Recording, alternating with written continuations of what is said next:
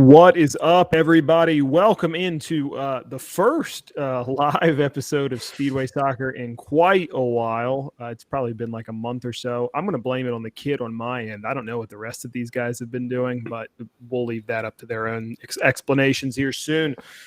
Guys, great to see you. It's been a while. We got Chris Ivey. We got Ben Wright. You know them both. You love them both. I'm glad all three of us are able to be on together tonight. Jonathan Slape not available. U.S. men's national team game. He was busy with American Outlaw stuff. He wishes he could have made it. But look, glad to be here and a lot to talk about. And look, let's just get started with right off the top. U.S. men's national team, pretty dominant performance, 2-0 win over Jamaica. Probably could have seen, I think, deservedly one red card. The second one, if you call the foul, I think it's got to be a red card, though I don't necessarily think it was a foul. I'd say consummate performance from the U.S. men's national team, right, Ben? Yeah, I think so. I mean, especially I thought they looked a little bit iffy in the first half, and then I thought everything after halftime went perfectly for them. And I mean, as much as we've talked about the U.S. needing a striker, I mean, Ricardo Pepi's getting all the headlines, and deservedly so, because he looks like the real deal and the guy who should be the starting striker for the next 10 years or so. So, I mean, I think we've had a lot to be excited about over the summer. And I think with how the last round of qualifying went, I think it's good to have a night like this where you can just be happy and have a fun time watching them. Chris, what were your thoughts coming out of the game? Yeah, similar to Ben. So that first 5-10 minutes, the U.S. was on the front foot. It looked for sure that we were going to get a goal there early on. And then the match kind of settled in, and you started to get a little bit worried about where the U.S. was going to find a goal. And my halftime notes was first, number one, where's Pepi? He didn't have many touches, but kudos to Greg Berhalter once again, made some good halftime adjustments. And then Pepi did what Pepi's shown he can do in his young career, is he shows up in the right spots. He buries the opportunities when they come to him, and the hype train is rolling. I mean, you scored 2 goals again at 18 years old. I'm ready to sign you up for another 15 years in front of the national team.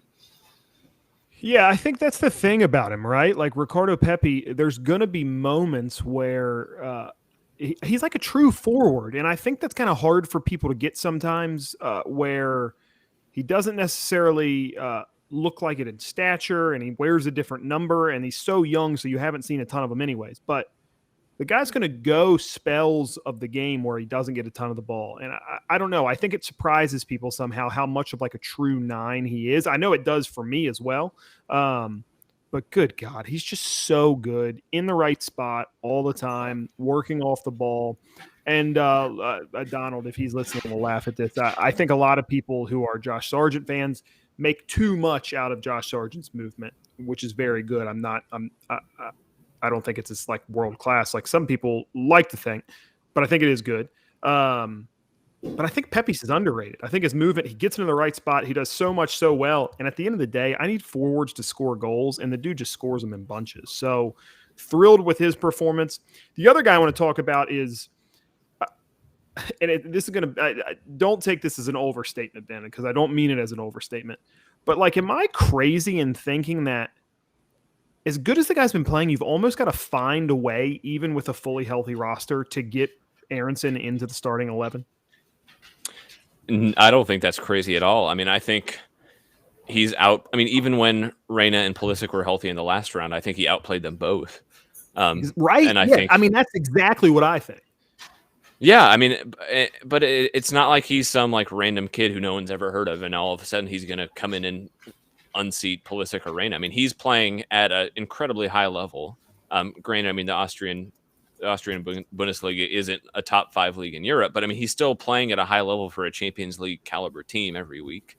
So I mean, these are the conversations we're going to be having from here on out, because we have such an amount of talent playing at a high level.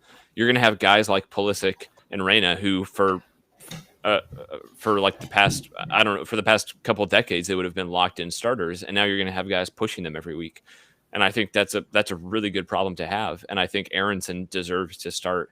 I think if they were here and healthy, I would put Aronson in over both of them. And Chris, kind of on that same topic, we were looking at last cycle, the idea that you've got a log jam of defenders. And maybe they're grouped pretty closely, right? Like, I don't know that any of them is some standout, just absolute stud, cannot be dropped center back. But all of them are pretty good. And that was costing local fan favorite Walker Zimmerman there for a while. A few injuries, a few guys who can't travel because of COVID restrictions. Walker Zimmerman's in the starting lineup, ends up wearing the armband tonight. I think that performance he put in tonight, like next to Miles Robinson, is as good of a center back performance as we've seen in the World Cup qualifiers so far. Would you agree with that? Yeah, I'd agree. And you can tell that there's a certain amount of chemistry with Miles Robinson sitting there next to him. They got a couple matches there in the Gold Cup together, and they seem to have a good yin and yang to each other. You see Miles kind of sitting back a little bit more, covering the space that allowed Walker to step up and do what we see him do all the time here in Nashville, where he disrupts play. He may take a couple steps into the midfield and create some issues for opposing defenses. And so there's that really good interplay between the two. And if I'm Greg Berhalter, I've seen nothing from John Anthony Brooks in World Cup qualifying that makes me think that he's heads and shoulders above a pairing with Walker Zimmerman and Miles Robinson. So I absolutely consider that this was a great match for Walker, and B, he's got a shout to keep being in the starting 11 going forward. Yeah, so I mean, I feel like I kind of have to eat what I said last night on the Paradise Pod. We were talking. By the way, if you're out there and you haven't listened yet, great listen. Ben and Slape were on with Josh and Donald last night on Paradise. Awesome episode. Really enjoyed it. I was honored to make my debut. But no, Slape and I were kind of going back and forth a little bit about Zimmerman's role in this team, and I was pretty low on it. Not because I think Zimmerman isn't a good fit. I think he has a good case to start. But I mean, just with how, I mean, he wasn't played at all in the last round of World Cup qualifying. He wasn't even on the initial roster. He only got into this roster after Tim Ream came out hurt. And so, I mean, going into tonight, I thought he would be on the bench with Richards or Mark McKenzie starting next to Robinson. And so for him to come in and put in that strong of a 90-minute performance, granted, Jamaica's arguably the worst team in this final round, but still, I mean, he answered everything they threw at him. He was dominant in the air like he always is.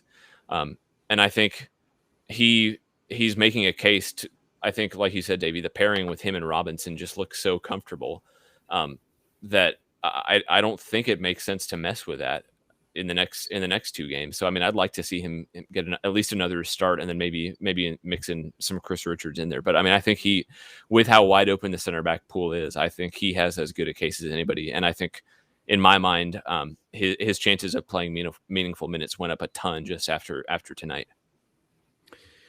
Yeah, I tend to agree. And you felt bad for Walker coming out of the Gold Cup because he'd been playing so well, and then picks up the injury, misses time, and then next World Cup qualifiers roll around. And despite some really, honestly, dreadful performances in front of him, he doesn't get the minutes that you think he maybe should get.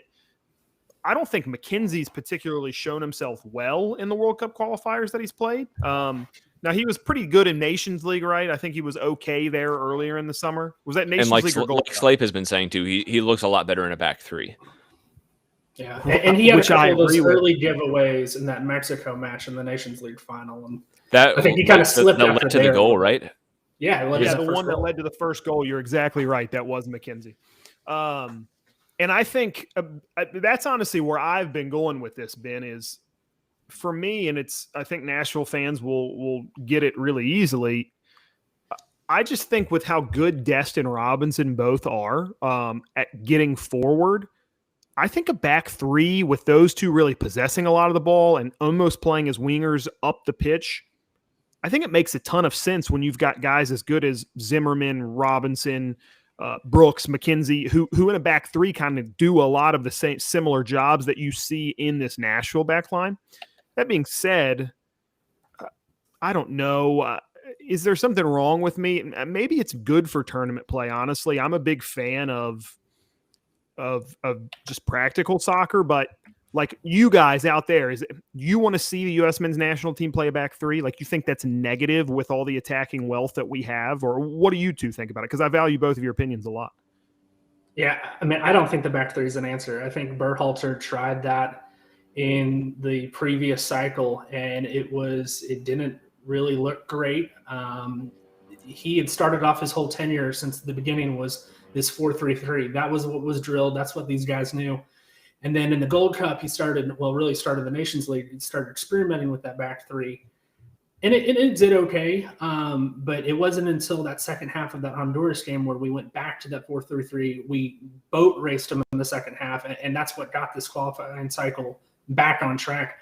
And then we saw the 4-3-3 again tonight, and it worked well. We dominated possession. Jamaica never really threatened us. So maybe you see three in the back when we play Mexico and somebody that we're going to have to sit further back on, but I don't see it going forward much at all. Yeah, I think it's a good tool to have.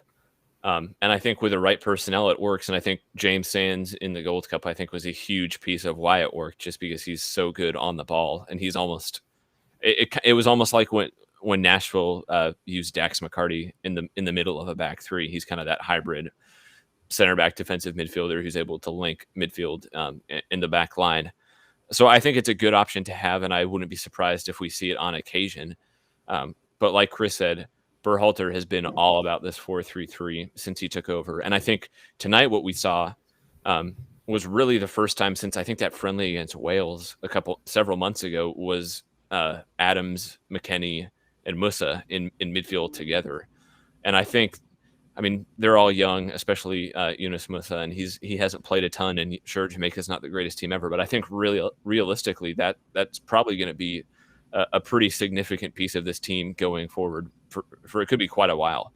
I think they're only going to get better, especially a guy like Musa who's 18 and he's starting in La Liga. And I think we're going to see a lot of him. And if you go to a back three, unless you play like a 3-1-4-2 or something like that, there's really no way that works. And I think it's not worth sacrificing that midfield three for a back three. You guys think this is the most direct the team has looked under Greg Berhalter? Maybe. Yeah, I can't think of an example, especially after Wade came on. Yeah, I can't think of an example in the last year where they looked more like we are getting a nose at goal than they look tonight. I thought it was highly impressive. Yeah, they certainly played the quickest. I mean, they were direct. They were quick with their decisions. They were looking towards goal throughout. You saw a lot of progressive passes, a lot of progressive runs, all aimed towards goal. And we heard it in the build-up coming into the cycle. It was, vertical, get direct. That was the key to winning. And we saw it tonight. And certainly by far the most we've seen in the Berhalter era of getting direct and going towards goal. Guys, any final thoughts on the U.S. men's national team? Coming up, what is it, Costa Rica on Wednesday? Is that right? Yeah, Costa Rica and then Panama. Costa Rica's at home or away? Sorry, Costa Rica is away on Sunday, and then Panama. No, flip-flopped. Costa Rica, yeah. So it's Panama away, and then Costa Rica in Columbus. Perfect. Okay, great. Yeah. I was looking at my Panama Costa Rica away. Is there anyone who's missing that trip due to COVID? Did I make that up? I thought I'd heard that like a week ago that some people I know might not be able to travel. There was some potential that some of the I believe English-based players won't be able to because of the UK red list countries, and Berhalter addressed that in his press conference when they announced the roster, and said that they kind of built this squad with that in mind. So he thinks they can get away without some of those guys, but that he was hopeful that they'd be able to travel. So I don't think there's any final decision on if they can or not. Perfect. Good to know. Guys, moving right along. Sorry, what do we have next up in the rundown? I'm like out of here. It's been a long day. Recent results for Nashville Soccer Club. Any cause for concern? Kind of a hot button issue, I would say. Ben, why don't you start? Because I should at least argue one of the other sides, and I have a feeling I know where you're going to go. And so if I say anything, you'll just argue with it? Yeah, well, that's what we normally do, right? So right. I mean, so what? We're talking last three results. I think Chicago was kind of a meh result. and they clearly I struggle win. to even call Chicago a result because I think Gary just went in the game, saw the field, and said, I'm not worried about it. So I think you can kind of throw Chicago out because, like you said, the field. My only issue with that is I think they rotated pretty heavily for Orlando. And so in hindsight, not getting 3 points against Orlando, especially how they did it when you're up 2-0 with 15 minutes to go, I think that makes it pretty – the Orlando result, I think, is pretty inexcusable. And that colors how we look at the Chicago result because it felt like everything they did in Chicago was with Orlando in mind. So I think New York was a perfectly fine point, especially because they were outplayed for basically the entire game, and Joe Willis kind of had to stand on his head. And I think it was an encouraging performance, I think, honestly, because it showed a side of Nashville that we really haven't seen for a while, that they're able to go to an attacking team like that, keep a clean sheet, and get a result. And I think that's the kind of performances that they'll need to be able to pull out in the playoffs. So I don't know. It was a really mixed week. And I think the break is coming at a good time because, I think they have some things that they need to work through in this last stretch of the season before playoffs. Chris, any thoughts? Yeah, I'm worried about how it looked, especially with that New York match. They carved us up. We were really lucky to come out of there with a point. And that's one of those teams that if we're going to want to make a run in the playoffs, there's a good chance we face New York again. And we've seen that they are not above some ticky-tack tactics on the pitch that, if you don't keep a level head too, you can find yourself, down a man pretty quickly. So I'm glad that we at least did that we didn't fall for, their antics. But I am concerned about what they were able to do offensively against us and carving us up. The Orlando match is concerning just because it's what we always talk about with this team this season is it's another set piece goal that we concede and more drop points. And so I had a piece on it last week that, we're a flawed team. It doesn't mean that it's over. You can still win an MLS Cup as a flawed team, but it's certainly something that you want to fix before you get in the playoffs because teams will have set piece chances against Nashville. And then I'm with you guys. I don't read too much into the Chicago match. It was a crap field on a Sunday at noon. And they're not a bad team at home either. Yes, they've been pretty poor this year, but that poor form is main road where they've got 1 win and 1 draw in the entire year, whereas at home they're like 5-5-5, a perfect even record. So I'm concerned with how it's looked at times, but there's certainly opportunities in this last stretch to right those wrongs and get set up for the playoffs. And at the end of the day, if you maintain that second seed, your away form doesn't matter because other than potentially a matchup in New England, you're not going to be on the road for those first 2 weeks. Yeah, I think all that's fair. I don't know. I think maybe I'm less concerned with the performances of the last few weeks than you are. Chicago, we talked about. I think just kind of throw it away, man. I got no real issues with what went down there. Do I ultimately think you should beat teams that are worse than you? Yes, I do.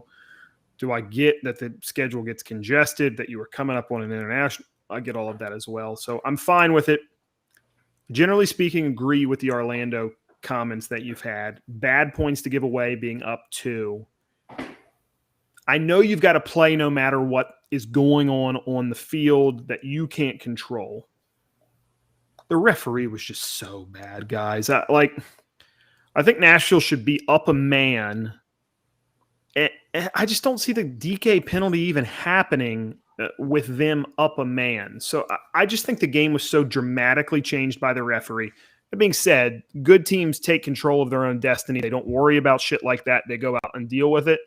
I get all of that. I'm not going to beef with you hard if you're going to push back against me there. But at the end of the day, I mean, sometimes refs are going to steal points from you. And I think that's what happened that night against Orlando. And then look at New York City. I mean, that game starts at 11 Central. Is that right? Yep. 11:30? 11. Something early. I don't know, man. I just struggle having much beef with a performance that's not that good, that starts before you normally eat lunch with maybe 15 people in the building watching.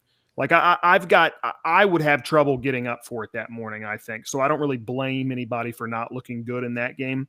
I think New York's a good team. I don't have a ton of beef with that. I think Nashville's better. I think New York's good and on their day can do whatever they want. Now, if I've got a point of concern, and I think it's something that Chris touched on, I think both in the Orlando match and in the New York match, you saw teams get under Nashville's skin in a way that I don't think we've seen a lot this season. A few matches against Atlanta last year where I remember that happening. One against Orlando as well in particular. But generally speaking, Nashville keeps pretty level heads out there. New York is an example this year of a game where everything got riled up. You remember Dax, obviously.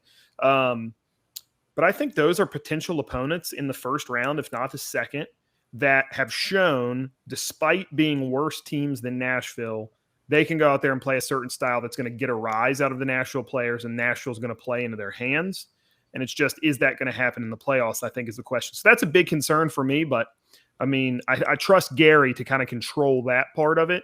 And I trust guys like Dax, Walker, even Hani, I think is one of those kind of cool heads prevail type guys to kind of balance that out when everything's on the line, not let your emotions get out of check like you can in just a normal weekday game. I think my biggest concern, I mean, Chris talked about set pieces, and I know that's a huge issue. But I think overall, just how good their defense has been kind of in every other aspect of the game almost makes up for that. I think my biggest concern is just that they tend to let teams hang around and stay alive in games that they shouldn't be alive in. And I know they've scored 5 goals, I think 3 times this year. So they're obviously exceptions, but like Orlando feels like we've seen that story before where Nashville were up 2-0. Even after Leal's goal, in between his goal and DK's penalty, they had chances to get a third and really kill the game off. And there are just too many times this year where they don't, and they let teams back in. And then a lot of times it results in dropped points. I mean, against Orlando, that's the type of game where I'd love to see, instead of bringing on a bunch of kind of, I guess, his closers, I would love to see Gary Smith bring on Anunga, but also throw on another attacker. Just really go for a third and kill the game off. And I think that's one of my bigger concerns heading into the playoffs, is just not a complete lack of sure options, but it just feels like a lot of time not there. It's too inconsistent. Yeah, I think generally speaking, that's fair, Ben. I mean, there have been portions of the season where we've wondered who Nashville is, like, identity-wise. And I think it was less to do with the goals being scored and less to do with the goals being conceded and more to do with the goals being scored. It was going to be, hey, who is this team in reality? Like, are they a team who can score 5 a game? Or are they a team who's going to struggle to get, a goal in 2 or 3 matches there at the beginning of the season, despite what the XG said? But like, this isn't just an aberration anymore. It's a trend. Like, this is a team who struggles on set pieces. It's going to be an important part of the playoffs, like you mentioned. And yeah, I don't think you're unreasonable in saying, hey, is this like this Achilles heel that we see throughout the season in games that maybe don't mean as much? Is that something that's going to stick out in a big game? I have kind of fallen into the boat all season of, at the end of the day, I think Gary deserves the benefit of the doubt in a way. I think some people struggle with that, and I don't even know that I blame people for struggling with that. That being said, I mean, the guy's been pretty good in games where it counts over the course of his tenure in Nashville. I'm willing to say I think he could maybe stand up with that. You take issue with that? No, I think that's maybe my only issue. And I feel like that's a pretty secondary issue, because overall, I mean, they're second. If you had told me before the season started that they would be second in the East with 7 games to go and 5 points between them and third place, I would have told you you're insane. So I think they've already completely surpassed my expectations. So it does feel a little bit like nitpicking at this point. And like I said, I feel like there have been a lot of exceptions where they have killed teams off. I feel like it could become an issue. And I just like to see them go for a third goal against Orlando. Chris, any thoughts there? Yeah, I mean, I'm the same with you guys. I'd like to see that kind of killer instinct to put games away. And it's one thing that we like to talk about of where's Ake Loba. And this would have been a great thing that if we could have been using this late summer to integrate him more, get him some more minutes, get that monkey off the back, and get him a goal. He would have been a great piece to have in those situations where you need to bring on a fresh attacking set of legs, but also one that's goal dangerous. And I would love to see that piece added. But I'm with you guys. We're quibbling over a team that's second in the East that at least I and Ben, I know you had higher hopes and higher predictions for them, Davey, but they're still second in the East, 5 points ahead. It's a great position to be in. It's just these little things that if you want to be a championship team that you would ideally like to see in order to make that playoff run and capture some silverware. Yeah, and I think that's my big issue, Chris. And just what you just touched on. I did from the start of the season. I had higher expectations for this team than a lot of people did, and I don't mean that to like pat myself on the back because a lot of it was just like a guess, right? Like I just had a good feeling about certain things heading into this season. Now the Hani Mukhtar part, I will pat myself on the back on, but that's a different conversation altogether.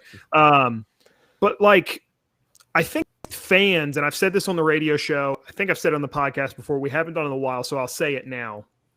I think that fans have to decide like who you want to be as a fan base. Do you want to compare this team against FC Cincinnati, soon to be 3-time Wooden Spoon winner, whose CEO just said, "Hey, we just climbed Mount Everest"? Is that who you want to compare yourself against, or do you want to compare yourself against the New England Revolution, like potential points record setters? Me, as a guy who likes winners and likes winning, if I sit here and say, who do I want Nashville to compare themselves to? I hope it's New England. Like, I hope it's a team who sustainably builds, maybe isn't going to be the best team in the world every year, but every couple of years is going to compete and be able to do something special. And, like, I don't know. I would just challenge people out there. I think there's like this is going to touch some people in a bad way, I think. I think Nashville, Tennessee as a whole sports fandom, and Chris will pick up on the Vols part of this, has like a poverty mindset. I think they're like used to losing, and just the assumption is we are losers. And this team isn't losers. This team is good. And so I think, Ben with a message there, Canada equalizes with Mexico right before halftime. Very, very important. I'm saying don't put your like Titans, they're going to underachieve stuff on this Nashville SC team, because that isn't who this Nashville SC team is. Don't put your Vols, they're not relevant stuff on this team, because this team is very relevant. And so I would just challenge fans out there. Like, I think that's what the expectation level's got to be. If you want to see the team, so you might think we're harsh on them for picking at these little things, set pieces, people getting under their skin, blah, blah, blah. But like, we're picking at that stuff because if you just look at what's on paper and the performances, the team's that good. Like, it doesn't matter what you think about it. It matters like what is happening. And what is happening is it's the second best team in the Eastern Conference. So like, expect more, I think. Just like expect more. I think that's an important thing as a fan base, because that's going to raise the standard even higher. I think we've seen a lot of people from year one into year two say, hey, look, they were pretty good last year, so we're kind of playing with house money. Maybe it doesn't. No, the bar goes up. The bar doesn't go lower. The bar goes higher. Mm-hmm. And if you as fans expect more, then the bar continues to go even higher. And now we're talking about a team that I think can challenge year in, year out, because the base that they've built is so good. So I don't know. That's just me. I know they don't spend as much money as other people, but I think that's kind of an excuse. I think if we have expectations, they spend more, they invest more, they get better. I don't know. Anybody pick bones with that? You think that's fair? Nope. I think that's spot on. Yeah, and I think it's fair. I think the one thing is that you absolutely want to compare yourself to New England, but also keep in mind New England is about to set potentially a points record on the season. So that's potentially the best team in regular season history. And they were really bad until about 2 years ago. Yeah. So Davey made that mention once of like New England, or where they can build back. Well, this is kind of their first iteration of being good, and since the tail. Right. Yes. I'd say shoot for Seattle. Seattle, I think, is the gold standard. I think some of what you've seen Columbus do. Seattle is the gold standard for the league, in my opinion. I think it's more impressive than Atlanta or LA or whatever. I think they are the model franchise in continental soccer here, in my opinion. I think they're so stable, so well coached. I think that's the way to do it for sure. So All right, guys, kind of our last big topic, and maybe we can touch on a few other things after that because I want to pick people's brains on Newcastle United and some of this other stuff. But best worst case scenario for playoff opponents. Let's everybody say who you think your worst one is off the bat, and then we'll go with best afterwards. Chris, we'll start with you. Worst case scenario for me is Orlando. I think in all the matchups that we've had against them over the last couple of years, they can stand toe-to-toe with us. They always find a way to eke out a draw, it seems like, on us. We did go down there and beat them that last match of the season back in 2020, but they seem to be a good matchup with us. They've got players. They've been had a lot of injuries this year, but they're finally starting to get healthy. All those pieces are coming together, and so with that crowded jumble East, if they seem to find themselves falling into seventh, or if we see them in the second round, it's not a team that I necessarily want to see. I think Nashville matches up better with a lot of other squads as far as the best. Looking here at the table, Montreal probably. They've been overachievers all year. They have come into Nashville and got a draw, but at the same time, they're the ones I would be most happy to see in that first round. Ben? I think this is a little bit tough because Nashville hasn't played them yet, but I think Philadelphia scares me a lot. No, Nashville beat Philadelphia at home. Oh, right. What am I thinking? Wow. They're going to play them on the road is what I was thinking. Not everybody out there like that. Me correcting Ben. That was great, right. wasn't it? Get it in while you can. Put that in the Hall of Fame. But no, to your point, there's a long time ago, some injuries for Philadelphia very early in the season when they weren't exactly who they have been in the past. Right. So I think the point is fair. Well, and I think, too, you've seen teams that go deep into CONCACAF Champions League tend to struggle for a little bit in MLS, and then they usually bounce back and show that they were a pretty decent team all along. And I think Philadelphia are kind of starting to do that right now. And they're really going on a good run of form. And I think they're kind of the classic example right now of getting hot right before the playoffs. And they were always one of my picks to finish towards the top. And I've been a little bit surprised at how much they've struggled. And I think they're really showing that they're a good team. So I think they scare me as far as teams that I want Nashville to play. I mean, I like how they play up to teams like New England and like New York City. They're not going to get New England at home, but I think if they somehow if New York City ends up dropping and they would get them in the first round at Nissan Stadium, I would take Nashville. And I think it would be an entertaining game all around. And I think that's the kind of game that you want to get out of the way early. Yeah, I think that's fair. I think people are going to laugh at my answer for who I don't want to play, and it could change very, very soon. But I think like DC really, really wants to like get back at Nashville for embarrassing them 5-2. Now, if Nashville goes to DC here in a few weeks and just absolutely takes care of business, that will kind of shift it in my mind. But right now in my head, I'm expecting that to be a very, very tough match on the road. And that'd be a team that I don't want to see. I don't know. I think that's hard to do, to like absolutely spank a team, score maybe your most beautiful team goal ever, just like walk them all over the field, and then have to play them in the playoffs. I think it's tough. I think stuff gets in your head. You think, why isn't it like last game? And I don't know, interesting things there. I think Atlanta's obviously another one that a lot of people are worried about. I'm not super concerned there. Martinez has obviously been on one, so I credit him for everything he's been doing, but I don't know. I'm less pushy on that.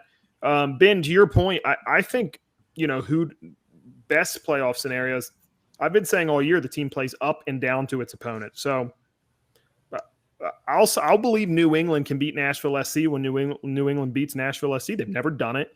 Haven't scored against Nashville this year. So yeah, I like Nashville to play as well as they want. And kind of play up against anybody. Now, the concern is who do they – I think like Montreal in the first round could be a nightmare too. So we'll see what it looks like here soon. But right now I'm just more worried about them taking care of business and securing that second seed. A lot to play for before the end of the regular season for Nashville SC. Guys, before we top off here, let's touch on a few international things. The Saudi royal family, I think there's a corporation name that they've got attached to that, purchased Newcastle United today. It's a huge piece of news, kind of geopolitically, which we won't get into all of that. But a huge piece of news in regards to the Premier League, which I know all of us are fans of. There was a ESPN FC tweeted out a graphic. A lot of people talk about Manchester City and their spending power ruining football because he's worth $23 billion. Sheikh Mansour, their owner, royal family of Saudi Arabia, worth about $350 billion. And so, guys, what about kind of the effects of that on the Premier League, on soccer as a whole? What are your thoughts going into it? I'll get this out of the way. I think anything that removes Mike Ashley from owning control of Newcastle United is good for soccer. I think he was horrible for sports. The sooner you can get guys like him and Stan Kroenke who do not care about their teams and their fans, the better. Being said, I don't think this is like all good, right? I just think it's kind of ridiculous how much money is in soccer right now. And I struggle to see how that's good for the game long term. And it's also going to be really weird seeing Newcastle win the Premier League in a couple years and be a consistent contender in Champions League. But that's what we saw from Manchester City. So, I mean, it's going to happen. That's when you get that level of investment, you turn into PSG or Manchester City. And I think it's inevitable. I don't know. I don't love it. I just feel kind of weird about it. Yeah, I don't love it either. But I mean, I will say for one difference from Manchester City's takeover years ago is Newcastle has a really big dedicated fan base that they absolutely deserve to be good. So if it's going to happen to anybody, good that it's them. But I'm with you guys. It's not great for the game. It's just going to stratosphere between the haves and the have-nots in the Premier League and global football altogether.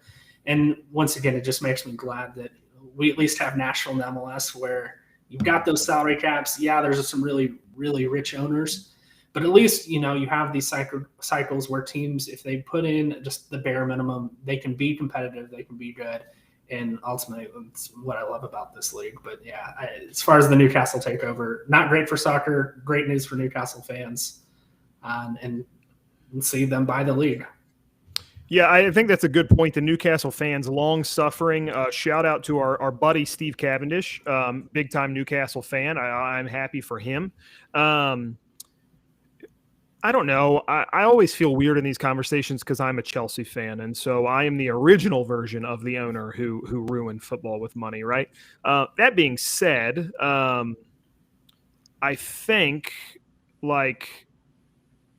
what I'm really nervous of is kind of the beef between the UAE and Saudi Arabia, like that playing out geopolitically on the field somehow, or kind of these powerful motions that, because look, we see it on paper all the time. Like Manchester City breaks the rules. They don't get in trouble for them. Like what's going to kind of come to a head in those types of things? And I think it's really, really interesting. I just think it's going to be weird to see. I don't think there's any way to predict what's going to happen.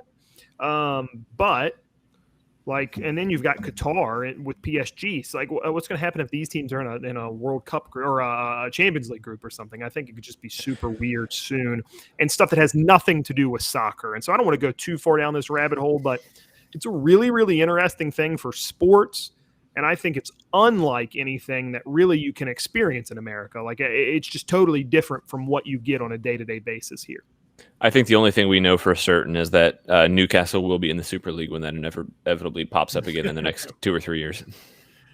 You're absolutely right. They will definitely be in for sure. And they'll probably take Arsenal's place, which, be honest, maybe they should have with done anyway. Ricardo Pepi leading the line or something like that. So we'll see how that looks here soon, right?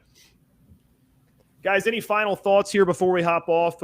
Little international break here, so not a ton of club soccer to talk about. Chelsea is top of the Premier League, which we love to see after match week 7. Predictions, why don't we do this? Predictions, how many points out of the next 2 matches for the U.S. men's national team? I think they finish with I think they finish with 9. So 2 more wins. Yeah. I like it. I'm in a good mood tonight. I'd love it, but we all know how CONCACAF qualifying on the road is. We all experienced that, and especially these young guys who predicted that 9-point window got a quick lesson in that sometimes just taking a draw on the road is all you need. And really, as long as you win your home games in World Cup qualifying, you're going to qualify for the World Cup. I'd like to see 4 points. If we got 6 points from the next two, I'd be ecstatic, but I'm not going to bank on it. I think, Chris, I think if it was flipped and they were playing Costa Rica away, I would feel better about 4 points. But I'm not sure how good Panama really is. I'm not sure how good wasn't Panama like in the game with Mexico until the end or something like that? They had like one impressive result.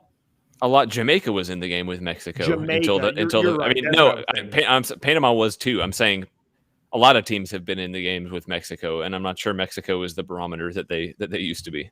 I think you're right, which is actually a lot of fun to think about. I think Canada. I mean, I said on Paradise Pod right now I would bet on Canada finishing above the U.S. So yeah, I think it's a weird cycle, and I'm really not sure what's going on. But yeah, I haven't been super impressed with Panama, which probably means that they're going to win. A loss to Canada tonight, and Tata's fired, right? They could beat Canada, and Tata could get fired. You gotta love it. It's so toxic. It's like more toxic than Chelsea. That's why I think it's so much fun to watch. All right, guys, listen, thanks for joining us. Chris Ivey, Ben Wright have been the co-hosts with me tonight. Andy Simmons on the 1s and 2s in the background. Look, we're going to try to get back on track with these more regularly as we head towards the playoffs. But you know where to find us podcast-wise with Nashville Soccer Show. All of the written content over at BroadwaySportsMedia.com and Twitter as well. I don't see our names on Twitter. Have that not been up the whole time? I guess not. That's fine. It is what it is. We'll live with it. You know where to find us. And if you don't, that's our fault, and you don't know anymore still. So we'll figure it out at some point sooner or later. Guys, I appreciate you. Thanks for hanging out with us. Everybody out there, take it easy. We'll see you soon. This is Speedway Soccer.